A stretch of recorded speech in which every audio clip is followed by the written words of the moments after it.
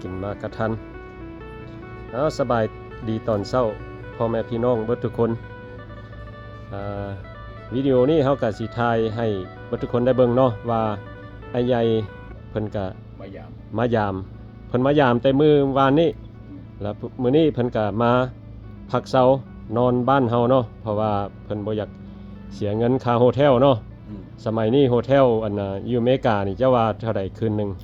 เฟสโนนี่ค่อยจ่ายบางแล้วนี่80กว่าเหรียญ80กว่าเหรียญเนาะแล้วเพิ่นก็มาพักเช้าอยู่น้ำเฮาเนาะอันนี้ก็สิเป็นบ้านที่เฮาอยู่ก็บ่แม่นบ้านเฮาดอกเป็นบ้านของเอื้อยเนาะเอื้อยเพิ่นอยู่ LA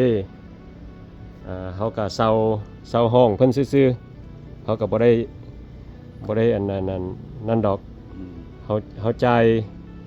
ให้เพิ่นเดือนหนึง$750จะว่าโอเคอยู่บ่ว่าโอเคเนาะแล้วก็การอยู่การกินของเฮาก็บ่ได้แม่นแฟนซีเนาะเพราะว่าอันนี้ก็สิเป็นห้องนอนของเฮานี่อยู่ในห้องนี่ก็บ่มีเครื่องหยังนอนก็นอนพื้นเฮาก็บ่ได้มีเตียงนอนบ่ได้มีหยังดอกนอนพื้นอันใหญ่มายามเพิ่นก็ได้นอนพื้นคือกันเป็นจังไดการนอนพื้นนี่อันใหญ่โอเคอยู่บ่คือกันคอยอยู่พื้นก็นอนพื้นคือกันนอนพื้นคือกันเนาะคอ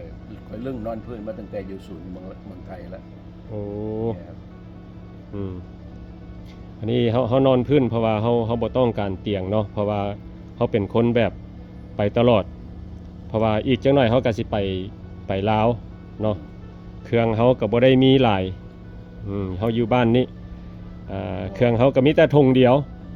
กับหีบอันนึงเท่านั้นเฮาเอาไปนำบ่จำเป็นเฮาก็บ่เอาไว้เฮาแต่แนวจำเป็นติดตัวเอาไปหรือว่าใช้แต่ละมื้อแต่ว่าบ้านหลังนี้เนาะก็สิเป็นบ้านของเอื้อยแต่ว่าอยู่นี่ก็สิมีหลานกับแม่2คนเพิ่นอยู่บ้านสิเป็นบ้าน3ห้องนอน2ห้องน้ำบ้านชั้นเดียวพอดีหลานอยู่ห้องนึงแม่เพิ่นอยู่ห้องนึงแล้วก็เฮาอยู่ห้องนี้เนาะอันนี้ก็สิเป็นบริเวณหลังบ้านเครื่องปลูกฝังหลายอันนี้แหละบ้านของคนลาวเนาะคนลาวนี่มักปลูกฝังต้นหมากกระทันของเพิ่นสีมึงดูอันใหญ่ดกบักหมากกระทันเพิ่นดกเด้อพี่น้องหลายแท้เต็มต้นเลยเป็นว่าอันนั้นน่ะงามันโก่งลงมาเลยมันหนักบอกพี่น้องต้นจำปาแน่นอนต้นจำปาก็มีรอทานให้ดอกมันออกอันนี้ก็สิเป็นเครื่องของแม่เฮาเพิ่นปลูกอันนี้แคคตัสเพิ่นต้นหนามตะบองเพชรครับอันนี้นี่วะภาษาลาวหนามตะบองเพชรภาษาอังกฤษแคคตัสน้ำกระบองเพชรน้ำตะบองเพชรน้ำตะบองเพชรห่วยเขาก็ learn something new every day ได้นี่นะน้ำกันเจ้าอยู่น้ำข่อยจะเรียนภาษาลาวหลายอยู่น้ำตะบองเพชรแม่นโอ้ในทางพี่เพิ่นก็มีอันเครื่องปลูกฝังหลายนี่มีต้นมะกล้วยไทยให้ FC ได้เบิ่งเนาะบ้านของคนลาวนี่แหละต้นใบขี้หูดนี้แล้วก็ต้นมะขะมีต้นมะม่วงพร้อมหากแต่ว่ามะม่วงยูเฟรสโนนี่ส่วนหลายเฮาสิบ่ได้เห็นมากได้เห็นแต่ต้นมันมีหลายพันธุ์ที่พันธุ์ตัวนี้สงสัยบ่เป็นพันธุ์บ่มีหมากพันธุ์มีหมากก็ต้องให้มันใหญ่นะครับได้เนี่ยติดตัวเพิ่นเบิ่งในต้นเป็นอันนี้มีหลายนี่ใบขี้หูดนี่ต้นขี้หูดต้นขี้หูดแคฟเฟอร์ลัมลีฟส์โอ้ดีนะใช่ไหมเพิ่นปลูกได้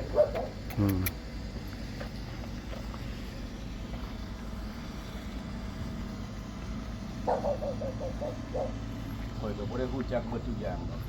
รู้จักบางส่วนผักลาวตัวนี้ก็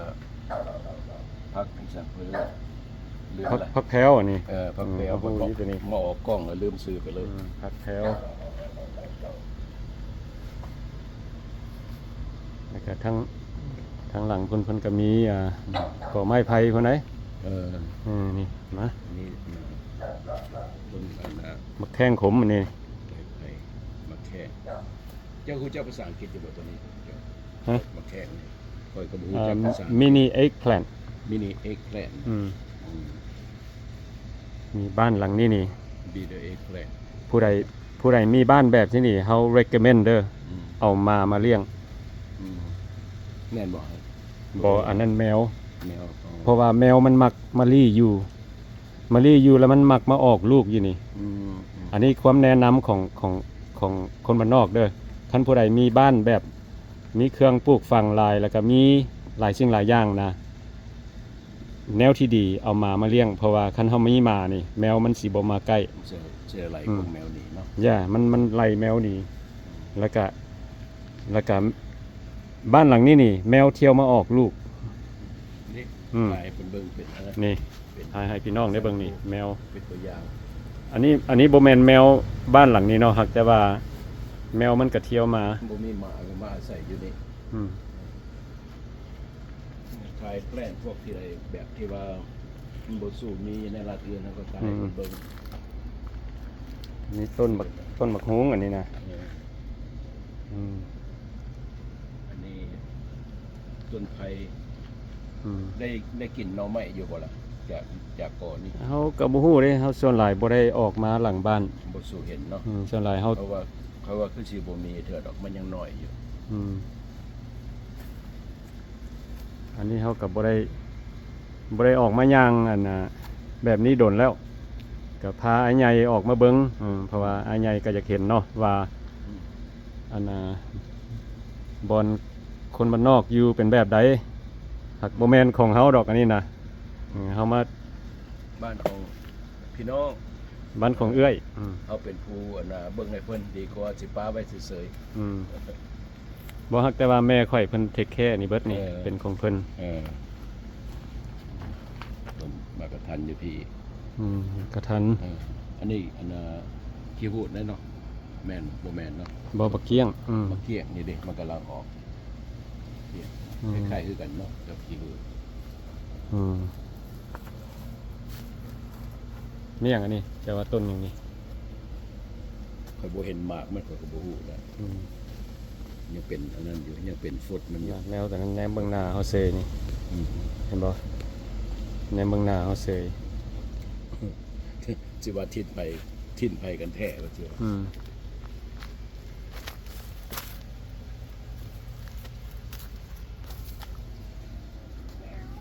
ธรรมดาเฮา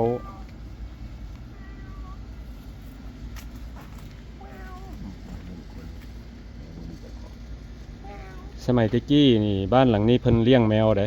มีแมวหลายตัว จะว่าเอื้อยเจ้าบ่ ฮะ เอื้อยเจ้าบ่เรียกว่าเจ้า จักไผต่อไผแหละเพิ่นมักเลี้ยงแมวเลี้ยงแล้วมันนี่มันแพ้แบบนี้นะ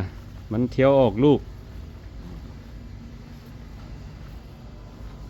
อันนี้ก็ต่างทายให้FC เบิดทุกคนได้เบิ่งเนาะแล้วก็ อากาศก็ดีหลาย ให้อ้ายใหญ่ได้เบิ่งน้ำกันเขาก็สิอยู่นี่อีกประมาณเดือนปลายแล้วก็สิได้กลับลาวอยู่อเมริกานี่คันสิเว้าแล้วเฮามีเบี้ยวหลาย มันเป็นครับลักษณะกันสิว่าก็เป็นซิสเต็มของพระเจ้านะ เป็นซิสเต็มเนาะ มันเป็นระบบของการใช้ชีวิตอยู่ประเทศ อื นี้ ม ทุกอย่างต้องมีแบบซิเคียวัฒนา มันมีอันนั้น เฮา กับเรื่อง เขาคิดว่าเหตุผลคนเฮาอยากไปอยู่ลาวก็ย้อนแบบหลายคนอยากหลีกเบี้ยวก็มีเนาะหรือว่าบ้านเฮาการใช้จ่ายมันถูกอยู่ประเทศลาวหั้นนะ แม่นรายได้รายจ่ายมันก็ถือคันเฮาใส่เงินต่างประเทศมันก็เฮาก็ได้นั่นกลัว มีมีความมวลซื่นกว่ามีเงินจ่ายนะเรือถงกว่าหั่นนะ อืม คันไปบ้านเฮามันก็คือเว้าน่ะคันเฮาเฮ็ดเวียกอยู่หั่นเอาเงินอยู่หั่นมันก็ยุ่งยากแหละ อืม เดือนละ100-200 เนี่ยมันก็มาเปรียบเทียบใส่อยู่ที่เดือนละ 3-4,000 ดอลลาร์มันก็ต่างกันหลาย อืม แต่ว่าเฮาบ่ต้องเอาไปเปรียบเทียบกับ อืมแม่น หาญี่ปุ่นกินญี่ปุ่นหาอยู่พี่กินอยู่พี่ ก็แบบสำหรับเฮานี่เหตุผลเฮาเที่ยวไปลาวนี่เฮาเที่ยวอยากไปลาวนี่ก็ย้อนว่าการใช้จ่ายญี่ปุ่นมันถูกแล้วก็อินคัมเฮามันบ่หลายเฮาไปอยู่ลาวก็ดีสำหรับเฮาเนาะ อืม เพราะว่าการอยู่การกินนี่เฮาสามารถอยากกินหยังก็ได้กิน อืม อยู่ลาวหั่นน่ะเพราะว่าอยู่นี่เฮาไปกินคาบหนึงเนาะคนเดียวเฮาอย่างที่ไร่ก็เกือบ$20เนาะถึงไร่น้ำไร่ทุกสิ่งทุกอย่าง อืม คันอยู่บ้านเฮา$20นี่เฮาเลี้ยงได้เป็น 4-5 คน เนี่ย อืม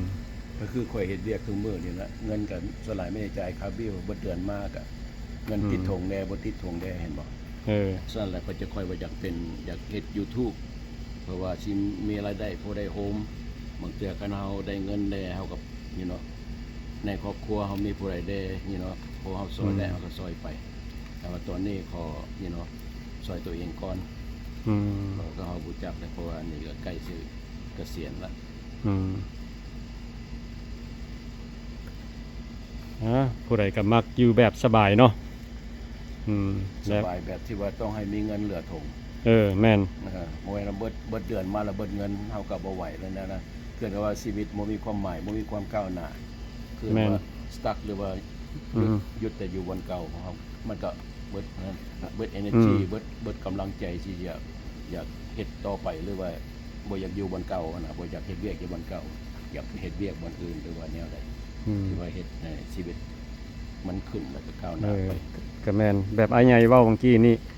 ให้เงินเหลือถงอันนี้ก็เป็นแบบเหตุผลอีกที่เฮาอยากไปประเทศลาวย้อนว่าตอนเฮาไปอยู่ประเทศลาวนี่เฮาสามารถถอนเงินได้ เพราะว่าการใช้จ่ายเฮามันบ่หลายแล้วเฮาก็ยังมีเงินแบบเหลือถงมีเงินเก็บเทื่อละเล็กเทื่อละน้อยเนาะแล้วก็มันชีวิตเฮามันก็สะดวกสบายแน่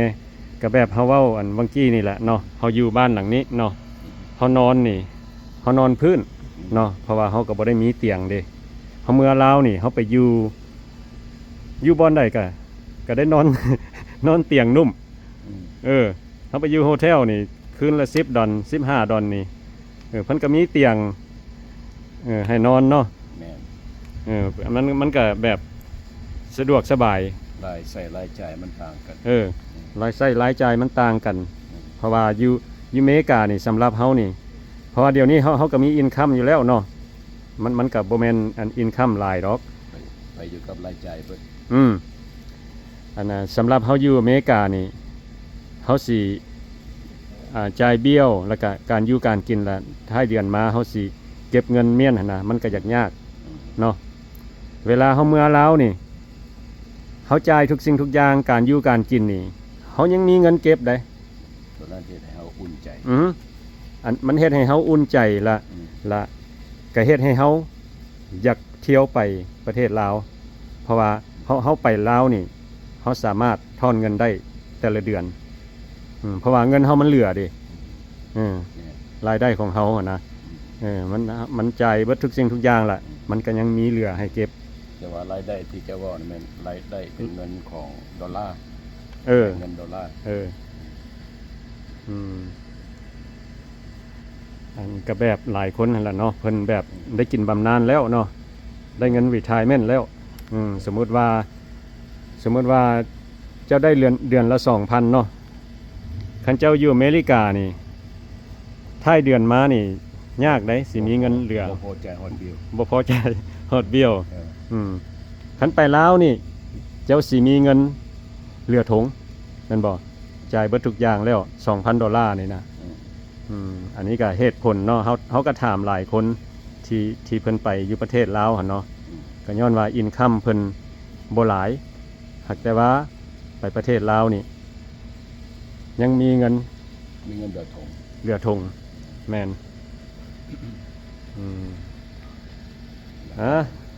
มาอัน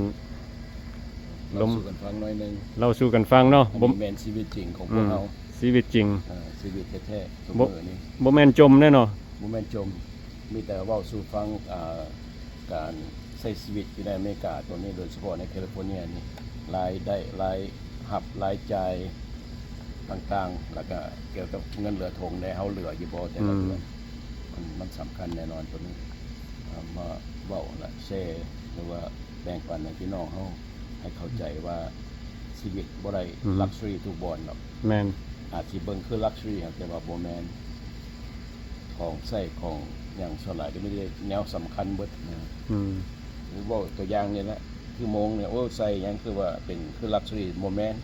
ตัวนี้เพื่อว่าแทรกการนอนของข่อยการหายใจของข่อยการอันหนาหัวใจมันเต้นสิมันบอกโมงบอกเบิดทุกอย่างอยู่ในนี้เฮาไปออกกำลังกายมันก็บอกว่าหัวใจเฮาเต้นขนาดใดเฮาหายใจขนาดใดบ่ได้เป็นเกี่ยวกับลักชัวรี่อันนี้เป็นเกี่ยวกับ แมน อันน่ะป้องกันหรือว่า